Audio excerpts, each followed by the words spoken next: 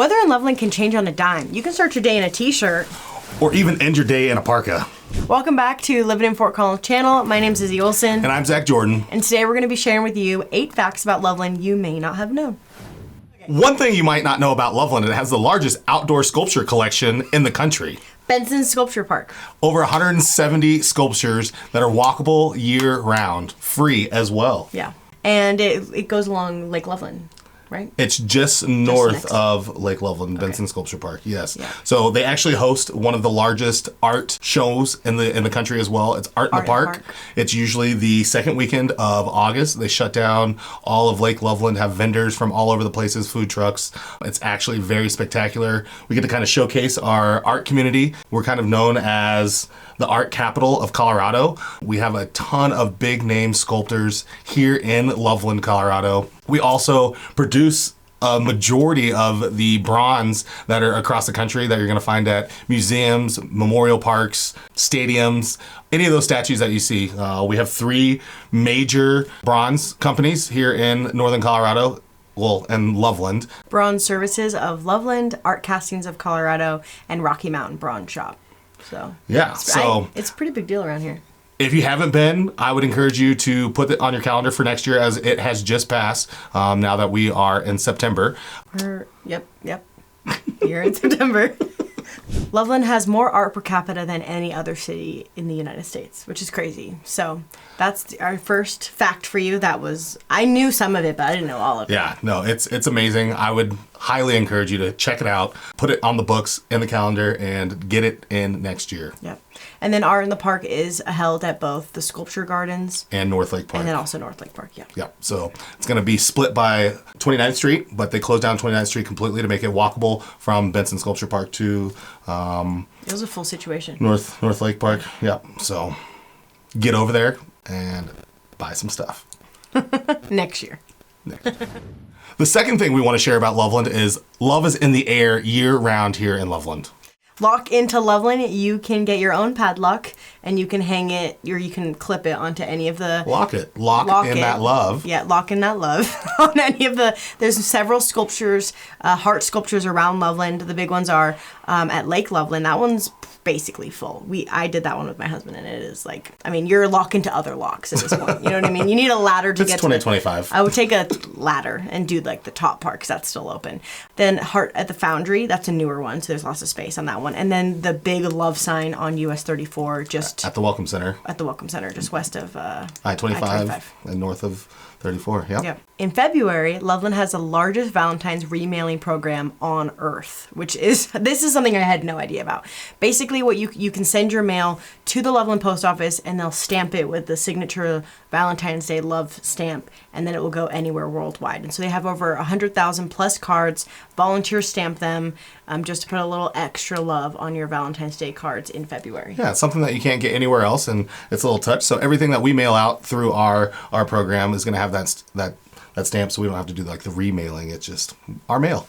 Another thing that we do that is awesome is going to be the wooden hearts that we do. They're going to be personalized wooden hearts that have a special little personalized message that gets hung up on the light posts in the month of February. They start hanging them at the end of January. Everywhere. On everyone. So cool. It's kind of like a little...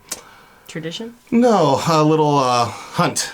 What are they called? Scavenger hunt? Scavenger hunt, because you have to go find your heart, because, I mean, there's hundreds and hundreds of these little hearts that are painted every year. They're painted by the Thompson Valley Rotary Club sponsors and National Honor Society students. These hearts can be purchased starting December 1st every year, and they get custom made and then hung up at the end of January. Space is limited, though, so if you are planning on getting one, I would encourage you to do that as soon as possible when those are released to guarantee to get your heart. And they've been doing this for over 40 years, and the money all goes to the charities that the Rotary Club helps out with or does. Yep. So it's providing funds for here in town. So it's a great cause. Yeah. And the last Valentine's Day love thing that Loveland has going on in February is the Sweetheart Festival. Part of that is the remailing program is part of that festival, or part of, the whatever it's called.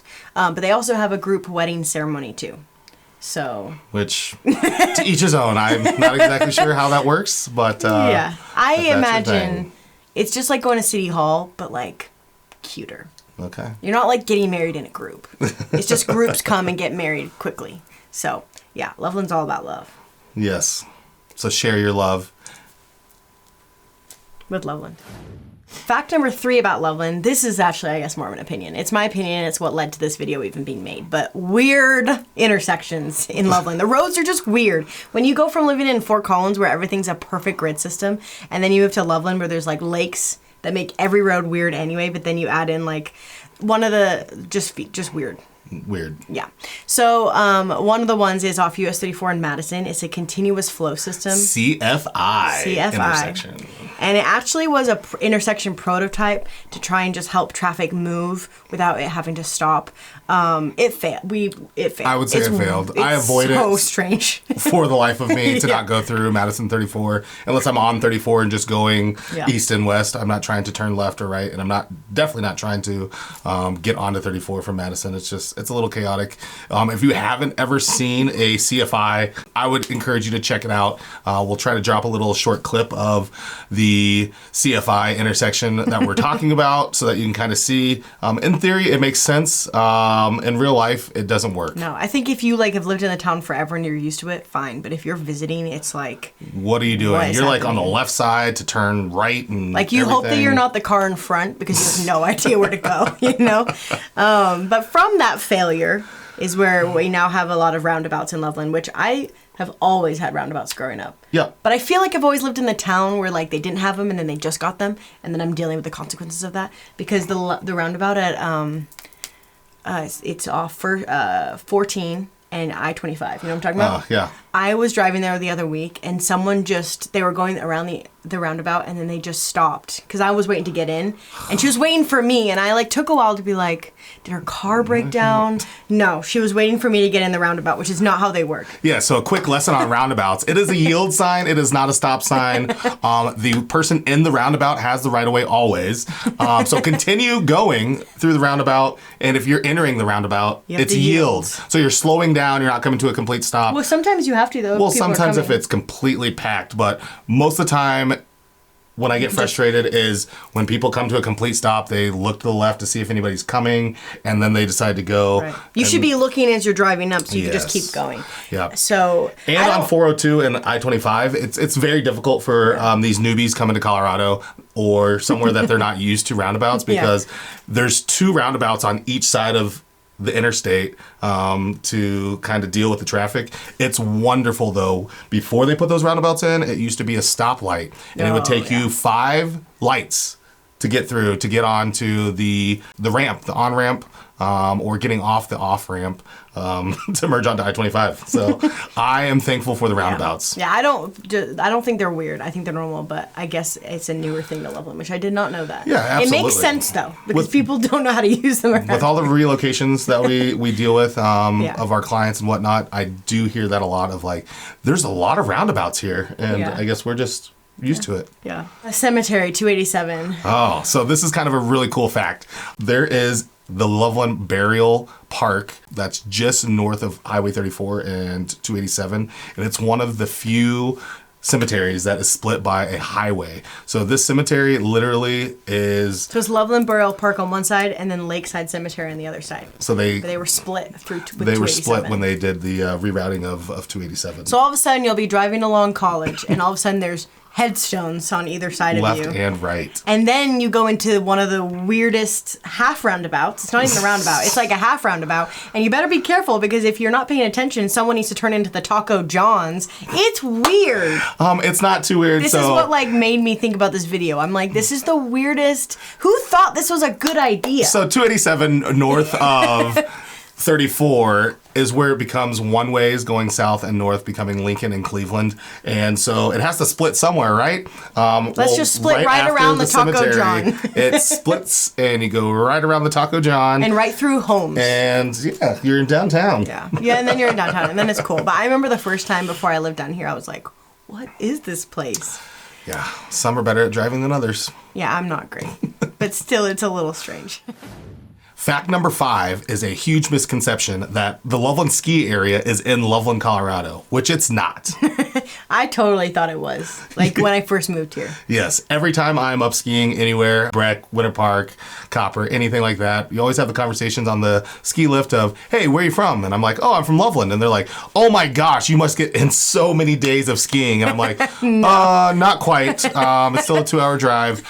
But Loveland, Colorado is just south of Fort Collins. So, and then they're like, oh, and it all makes sense. Yeah. So 90 miles apart. So yeah, definitely like nowhere close. Yes, it's 2 hours. Completely unrelated except for the name. And who thought that up? I don't know. But it's off I-70 in the Continental Divide. Yes, it is going to be. So when you're at that ski resort, you can ski over the Eisenhower Tunnel and the, That's cool. What's the other? Oh man. Eisenhower Tunnel is one going one way and they named the other tunnel going the other way, but I don't know the name.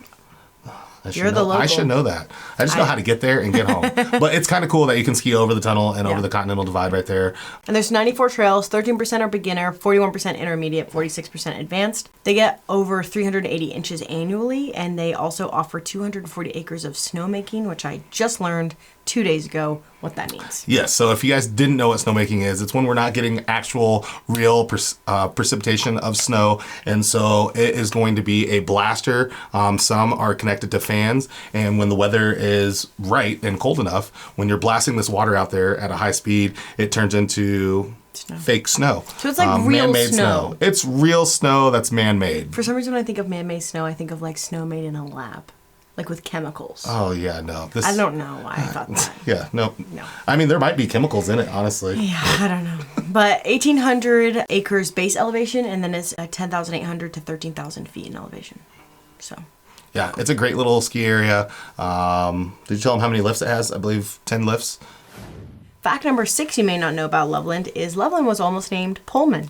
Thank goodness it was not named Pullman, because we would not have all the festivities and the year-round love that we have if we were not Loveland. We would just be like, oh, Pullman, south of Fort Collins.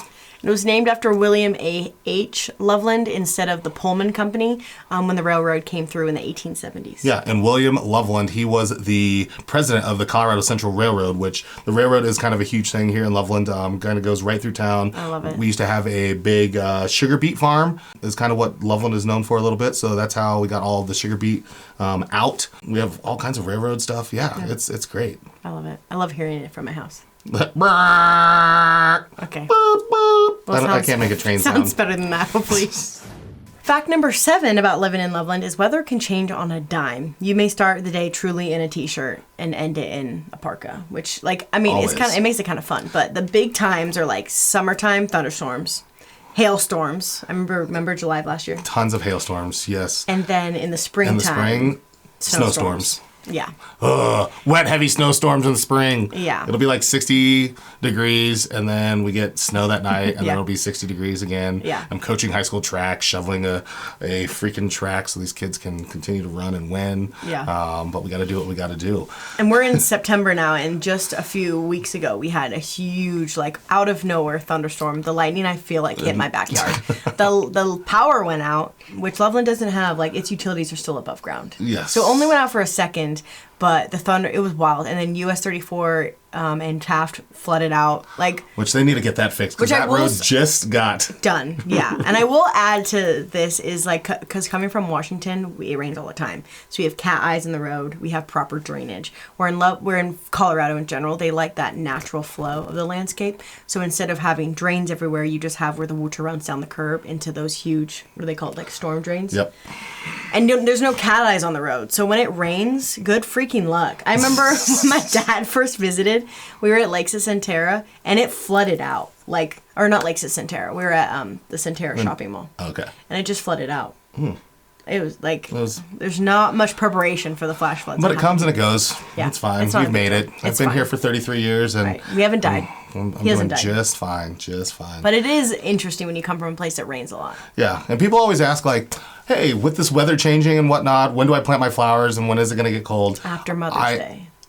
It used to be after Mother's Day, but we have been seeing a little snowstorm after Mother's Day, so now we're pushing it until after Memorial Day weekend.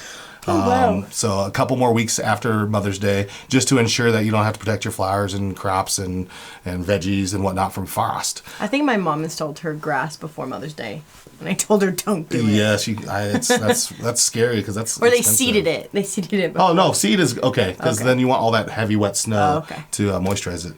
Well, it did moisturize. Take. It did take, and they got sod. And they got sod. Yeah. Growing grass from seed is extremely hard in Loveland in northern Colorado itself, just because we don't have a huge volume of precipitation. So your water bill is going to increase like crazy to get just that get sod started. I would get sod. Sprinkle it's it worth. like crazy. It's worth. It's sprinkle worth it like crazy. Does that water make sense? Water it like crazy. Sprinkler system. Yeah. Yep.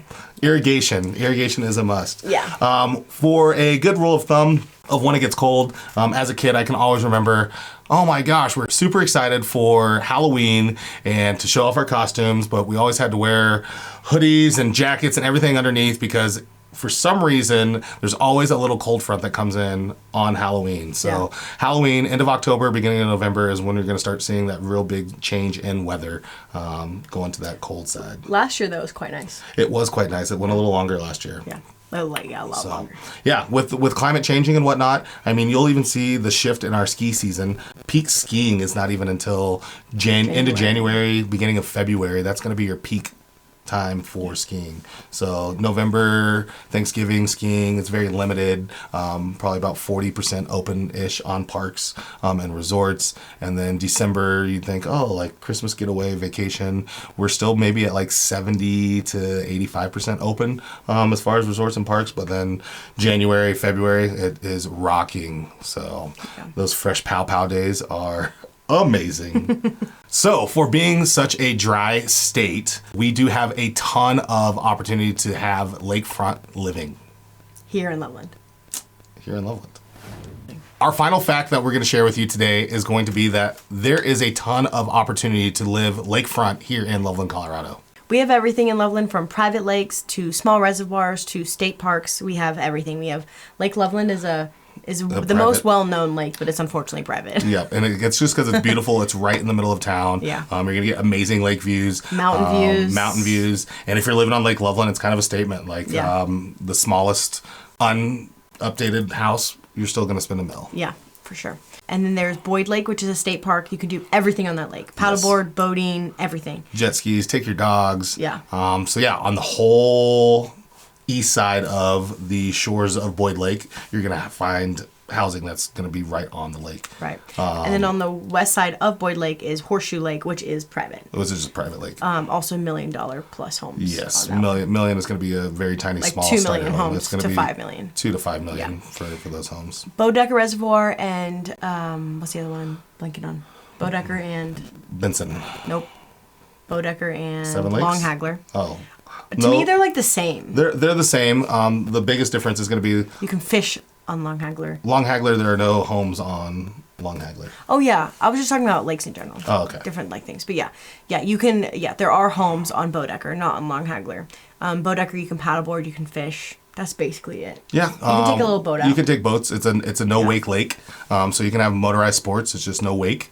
Yep. Riss Benson Reservoir. There was actually a home that sold this year for $650 on that reservoir. Yep, that's gonna be a very, very small reservoir. Yeah, it's small. It's cute though. It's cute. Yeah. There's 7 lakes. Horseshoe Lake we talked about, Ryan Gulch Reservoir, Equalizer Lakes are over in Lakes at Centera, and same with Houts Reservoir over at Lakes at Centera. Yep. Just west a little bit of Loveland, near Carter Lake, and we're gonna have Pinewood Reservoir, Flatiron Reservoir. So there's a lot of water around Loveland, and for me, like I came from the West Coast, and so like moving to a landlocked state, you wouldn't think there'd be so much water everywhere here. Yeah. So it's great. Oh, another side fact, being a landlocked state, our sushi is actually really good because with Denver International Airport, DIA, being kind of the hub, all of the sushi gets flown into Denver and then dispersed and distributed to our surrounding states. So that's awesome. Our fish is actually fairly fresh. Yeah, which I was a little concerned about at first. Yes. But I will eat the King Super Sushi and it is good. Any day. It's not like creme de la creme, but it's good. It's good. So there you have it. 8 things you may not have known about Loveland, Colorado. And if you're thinking about moving here to Loveland, so many people are. or to Northern Colorado. Northern Colorado. We would love to help you move here, relocate. If you're already living here, great. Absolutely. Yeah, just reach out to us directly. Send us an email, text message, give us a phone call. Instagram. Like us, love us. Subscribe to our channel, Living in Fort Collins. You can always kind of get a little bit more from us. But we're more than happy to help. And I love building a strong community one home at a time. So we welcome all. Until next time, peace.